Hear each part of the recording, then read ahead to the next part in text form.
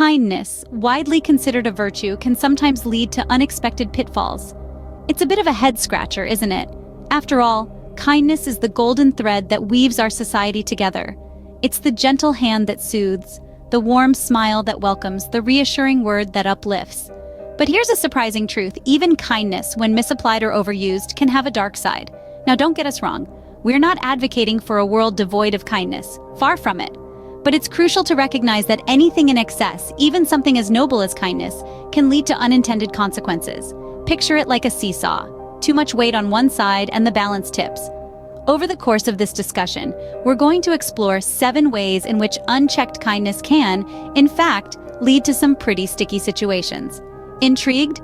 Let's delve into these surprising ways kindness can ruin your life. Firstly, kindness can lead you to overextend yourself. It's a common pitfall for the well-intentioned among us. We strive to be there for others, to lend a hand whenever it's needed. But what happens when this constant giving starts to drain our own resources? It's like trying to fill up others' cups from an empty jug. The result? You're left feeling depleted, stressed out, and in extreme cases, it can even lead to health problems. We live in a world that glorifies busyness, but it's crucial to recognize that constantly prioritizing others' needs over your own isn't a badge of honor. It's a ticket to burnout. Our energy, time, and emotional well-being are finite resources, and we need to manage them wisely. Overextending ourselves isn't kindness, it's self-neglect. Remember, it's important to balance kindness towards others with kindness towards oneself. A well-cared-for you is much better equipped to spread kindness in the world. Secondly, kindness can sometimes enable harmful behavior. Imagine this. You're always there to pick up the pieces for a friend who continually makes poor decisions. Your kindness, while well-intentioned, may inadvertently allow them to continue down a destructive path without feeling the full weight of their actions. Or consider a scenario where you continually forgive someone's disrespectful behavior in the name of understanding and kindness. This might give them the green light to keep treating you and potentially others poorly without any repercussions. This isn't to say that kindness is a bad thing. It's a beautiful quality that can bring about positive change. However, there's a fine line between helping and enabling. It's important to know when to draw the line, when to say no, and when to let others face the consequences of their actions. It's crucial to ensure your kindness doesn't inadvertently cause harm. Our third point is that kindness can attract manipulators. Now, this isn't to say that kindness is a negative trait. Far from it. But like a bright flame in the darkness, it can attract those who seek to exploit it.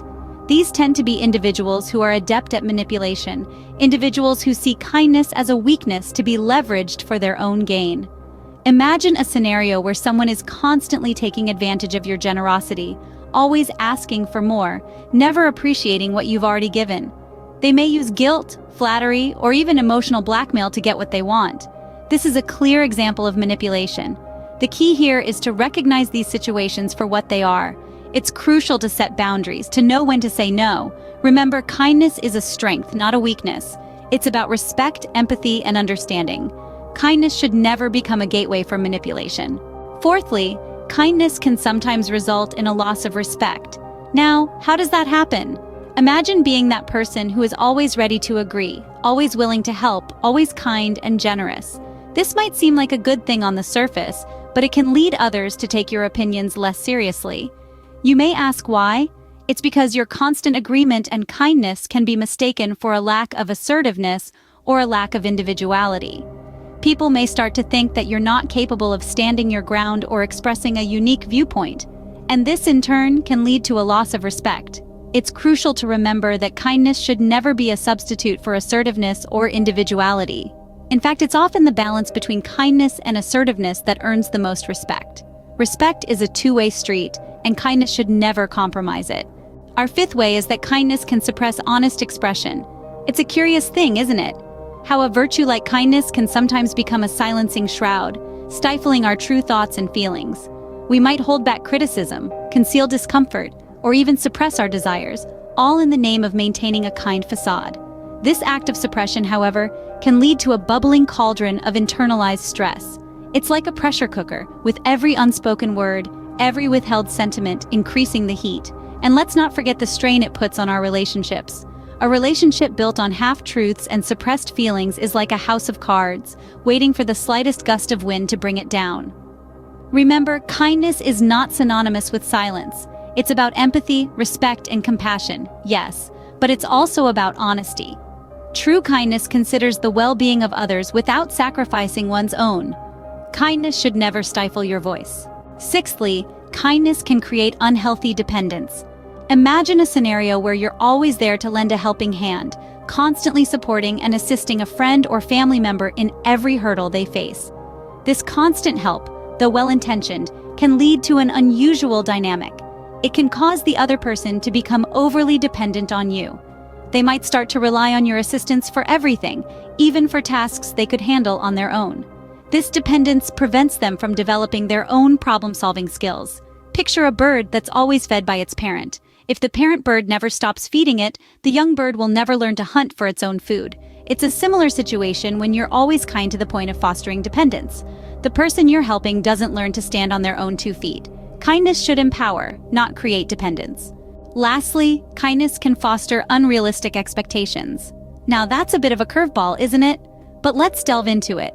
Imagine being perpetually kind, always going the extra mile for everyone around you. It's a beautiful trait to have, and it can bring joy to those around you.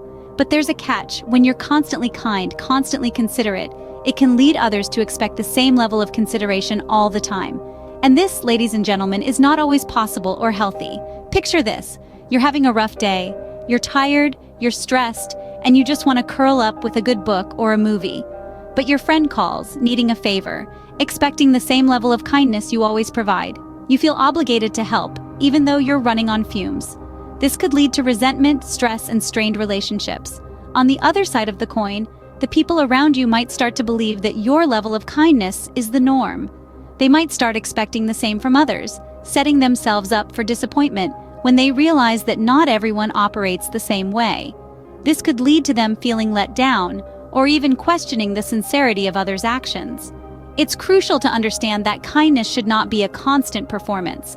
It should come from a place of sincerity, not obligation. It's okay to say no sometimes, to set boundaries, to take care of yourself first. It's okay to be human. By all means, be kind. But remember, you are not responsible for meeting everyone's expectations all the time. Kindness is a gift, not an obligation. And like any gift, it should be given freely, not because it's expected. In the grand scheme of things, it's essential to strike a balance. Be kind, but also be realistic. Understand that kindness is a strength, but like any strength, it can become a weakness if not managed properly. Remember, it's okay to be kind, but it's also okay to put yourself first sometimes. After all, you can't pour from an empty cup. Kindness should be sincere, not a performance.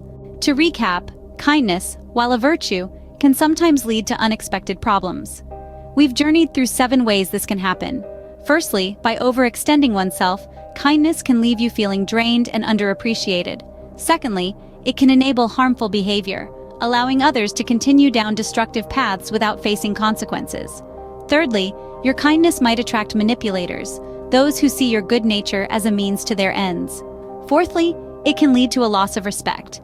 When we're always kind, we risk being perceived as pushovers. Fifthly, kindness can suppress honest expression. We might hold back our true feelings to avoid upsetting others. Sixthly, it can create unhealthy dependence, with others relying too heavily on your kindness. Lastly, it can foster unrealistic expectations. People might come to expect constant kindness, leaving no room for your own needs and feelings. Kindness is important, but like all things, it requires balance and mindfulness.